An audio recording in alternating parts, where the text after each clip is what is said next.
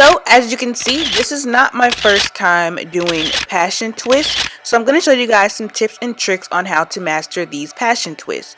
Number one, make sure all your parts are even. And when I say parts, I mean the parts in between your passion twists. Number two, create sections that are not close together. These parts in between your passion twist should not be too close together. And the reason I say this is because you want them to look neat and you want them to look like a professional did them. Number three, twirl the twist around your finger while twisting to mess your natural hair in. So while you are adding that hair and trying to mesh it and hide your natural hair, make sure you are twirling that twist around your finger, and I'll show you guys an example once we actually get into the passion twist tutorial. Number four, pull your hair close to the root so you do not have bulky knots. Bulky knots, I'll show you guys an example, but make sure when you are pulling the free tress water wave hair through the loop, make sure you are holding it tight to the end closest to your root so you do not create a bulky knot, and I'll explain that further once we get into the tutorial. So tip number five, make sure you twirl the ends into a knot. So once you are done with that passion twist, make sure in order to secure that passion twist and make sure that it does not unravel, make sure you are twirling it into a knot. So once you twirl it, you will see that you will start to create a little knot. Create that knot, leave it. Number six, your parts should be an inch or half an inch apart. And right here is when I mean your parts, I mean the parts, the horizontal parts you create should be an inch or half an inch apart. And that just goes back to making sure that all your parts are even. Number seven, make sure the loop is even. And when I say loop, I mean the loop you create with a free tress water wave hair. The loop should be even so you do not have any tangles, and you want to make sure that once you pull that hair taut, that you do not create any extra knots or any tangles. That loop should be even all the way around. You should not have any excess hairs off to the side or any hairs that are somewhere tangled up. The loop should be completely even all the way around so you can have a nice and seamless knot for the passion twist. I'll also go back over these tips once you visually see what I'm talking about. So don't worry, I will further explain these tips once we get into the actual passion twist tutorial. So I'm bougie, so I had to buy this. It's called a thread rack, and I got it from Michael's. I'll list that down in the description bar below on where you can buy it, but this really saved time. But I'm going to use the Free Tress Water Wave 22-inch hair. I'm using this in the color 530 and in the color 1B. I am going to use both of these for one passion twist. I will take one strand of each and then mix them together, and then I'm using this edge wax and then some rubber bands. I also use a crochet needle as well, but I'm taking both of those hairs out of the pack, getting one strand from each, and you'll just see me just separating and making that piece just a little bit more not so defined. And then I'm just going to start twirling the top of that, and then I just put that right on my thread rack. I recommend doing this probably like a day before you start to do your passion twist. It saves a lot of time, and it's so easy once you are doing your passion twist to just pick up the pieces of hair that are already on the rack and just start twisting. So easy, saves time.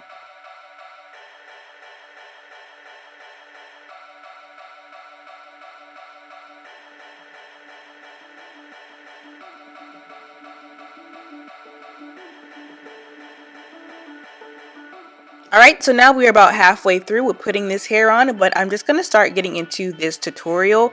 I've already made my horizontal part, and then I'm going to make another part downwards to create our first part for the passion twist. And as you can see, I grabbed that edge wax, and I'm just making sure that my hairs are laid down for this part so it is more defined. And then I am just going to get a rubber band and place that on there. And then I'm going to get my crochet needle. I'm showing you guys that this crochet needle does open and close, but you want to make sure that once you are going through that rubber band, make sure the crochet needle is closed, and then open it once you get through the other end. Twist that hair up in the middle, put it around your finger to hold it taut, and then hook that on to the crochet needle, and then close that crochet needle and pull the hair through. Alright, so now we have created our loop. Going back to tip number 7, this loop should be completely even. There should be no extra hair off to the side. It should be even, but you are pulling one strand or one piece of that twist through that loop, and then you are pulling that together. Going back to tip number 4, make sure you are pulling this hair close to the root. You do not want bulky knots, but I'm just grabbing that edge wax again, and as you can see, my natural hair was a little bit, rough, but we are smoothing that down with the edge wax so it can further blend into my natural hair. And then we're going to start twisting this hair together. Going back to tip number 3, make sure you are twirling the twist around your finger while you're twisting to mesh your natural hair in. And here you'll see it. I am twirling my finger, and I'm twirling the twist around my finger to mesh my natural hair in. We do not want to see my natural hair, so while we are twisting it and twirling it around my finger, that is actually hiding my natural hair. So make sure you are doing that.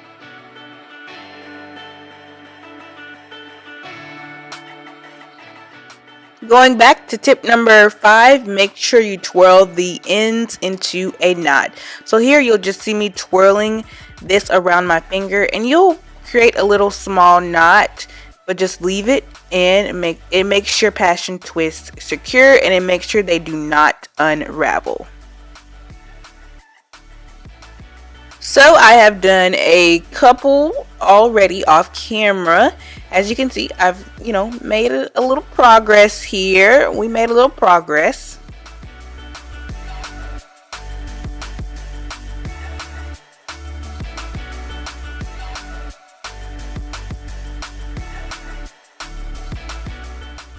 Alright, that loop should be closed as it is going underneath that rubber band in the middle. Alright, grabbing our hair, twisting that in the middle so we can better grasp it on the hook.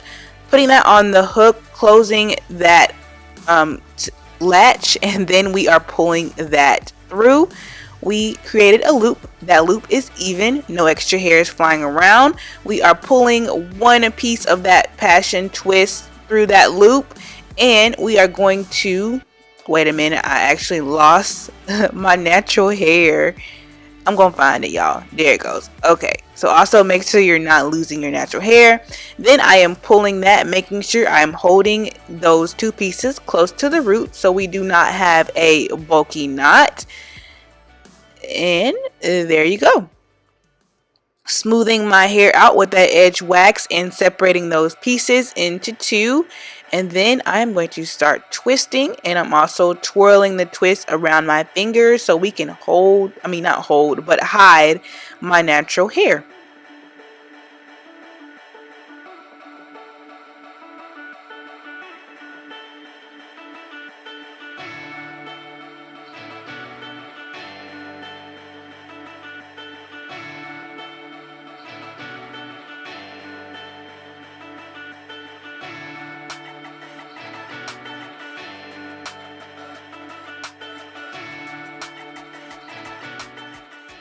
Okay, y'all, so don't come for me because I know some of these parts weren't even, and that's why I mentioned that in the beginning for some of the tips to make sure that these parts are even.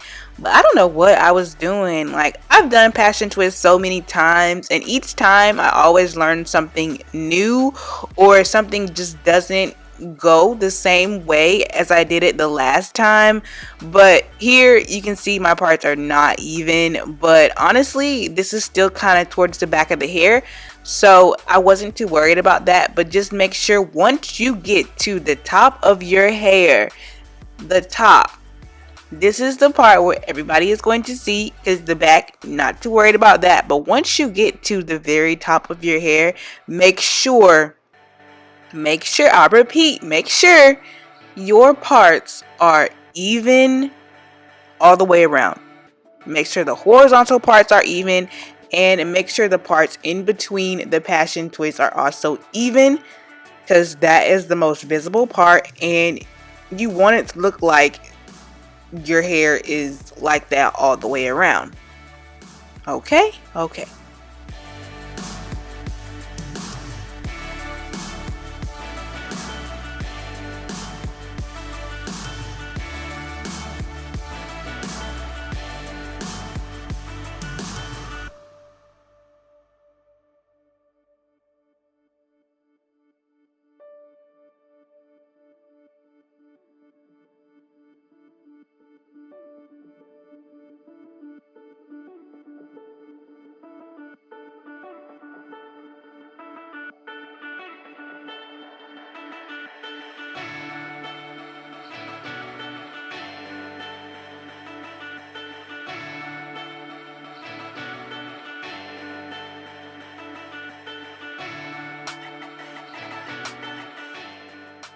And again, please don't come for me. I know, just wait for it. I know these parts are close together, and I said don't make your parts close together, but I don't know. I couldn't see the back of my hair. But just make sure that you get a mirror and actually look, and don't do what I did here, because those look really bunched up together, but it's still the back of my hair, so I wasn't too worried. But just make sure that your parts are not too close together. That was tip number 2, because as you can see, those look very bulky. They don't look professional. It kind of just looks like I just threw them up there. It looks like, you know how when you do crochet but you actually braid your hair first and you don't get defined parts in the back? That's what that looks like. And we don't want it to look like that, because we took our time on this, okay? We took our time and did this individually, and our parts should show for it. You know what I mean? Okay, just continue watching.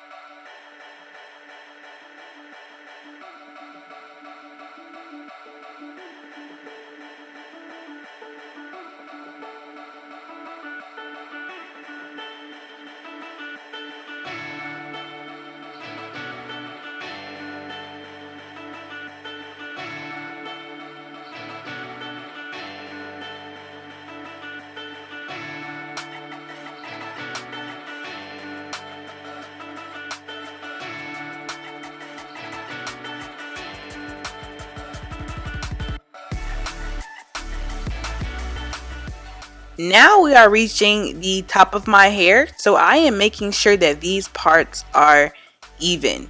Okay, they have to be completely even.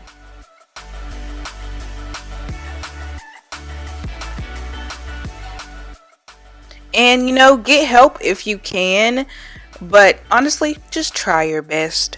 You can do it.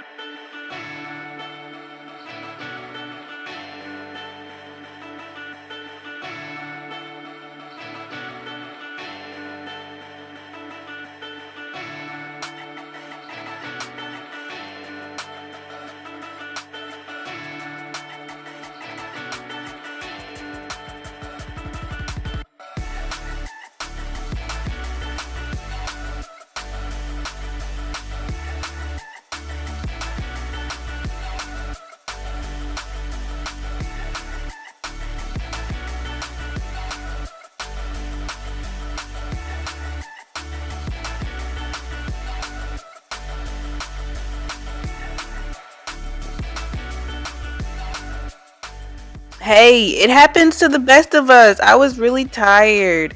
So this is actually the next morning. I did a couple and I went to sleep. A couple more after that last clip and I went to sleep. So yeah, I'm just showing you guys what this is looking like. So we are going to get right back to it.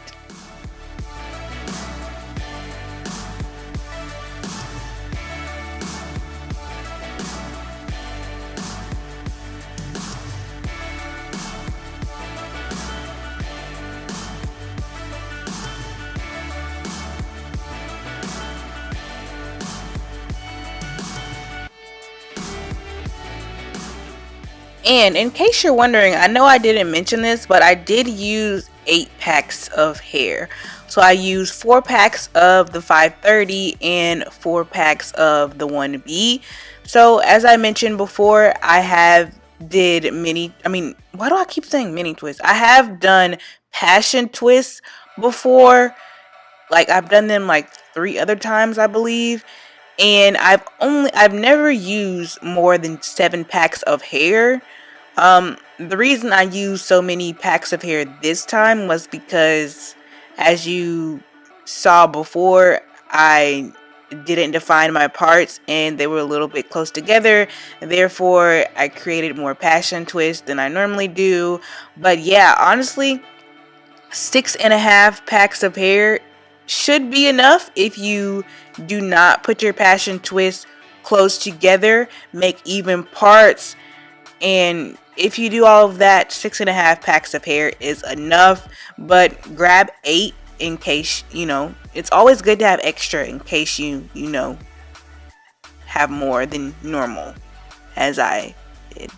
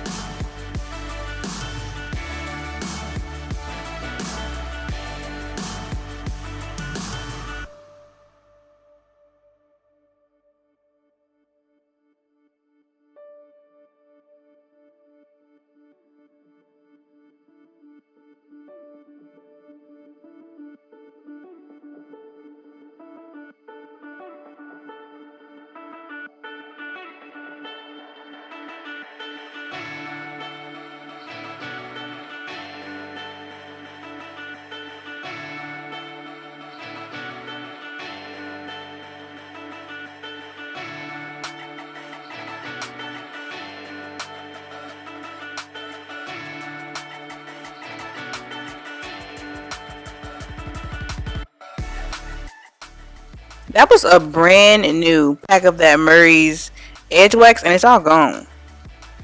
That's crazy. It's all gone. Like, they need to start making bigger jars or something. Maybe because it's Edge Wax and it's not used to do a whole head of passion twist. Okay.